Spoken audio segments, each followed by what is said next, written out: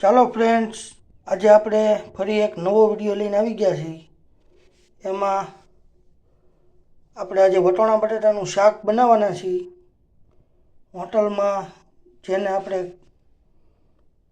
આલુ મટરની સબ્જી બધા કહેતા હોય છે, એ આજે આપણે ઘરે સાદી અને સિમ્પલ રીતથી બનાવશું. એના માટે આપણે બટાટા સુધારી લીધા છે. લીલા વટાણાની સિઝન છે અત્યારે, એટલે લીલા વટાણા લીધા છે.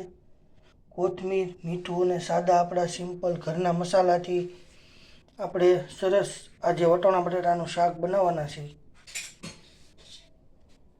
તો ચાલો, એના માટે આપણે કુકરમાં તેલ લઈ લીધું છે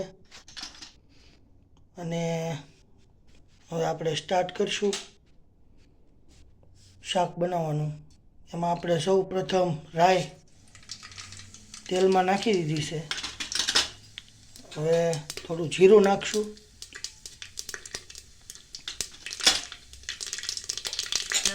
તો આપણે રાઈ જીરું તતડી ગયું છે. હવે બટેટા આપણે અંદર નાખી દઈશું.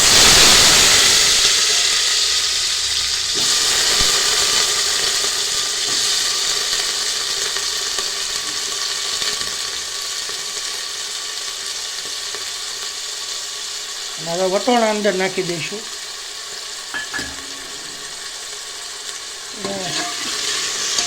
સરસ એને હલાવી લેવાનું છે.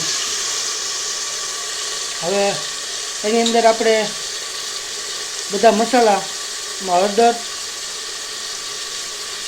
મરચું નાખી દઈશું લાલ, અને ધાણા જીરું નાખશું. સ્વાદ પ્રમાણે આપણે એમાં મીઠું નાખી દેવાનું છે.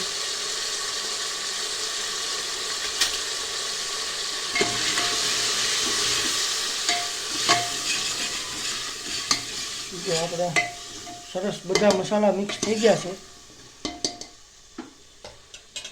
હવે થોડી અંદર આપણે કોથમીર એડ કરી દઈશું અત્યારે.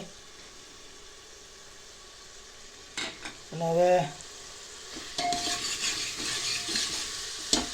બધું બરોબર મિક્સ થઈ ગયું છે. હવે એમાં આપણે પાણી નાખી દઈશું જરૂર મુજબનું.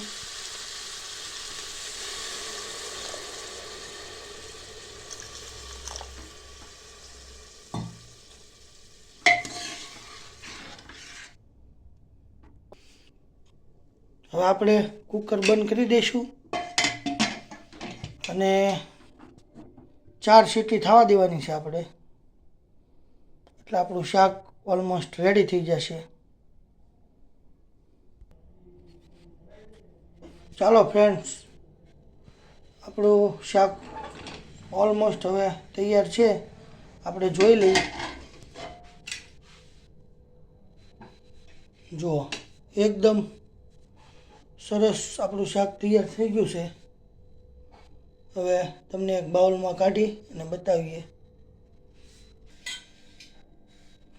ચાલો ફ્રેન્ડ્સ, આપણું શાક બનીને બિલકુલ રેડી છે.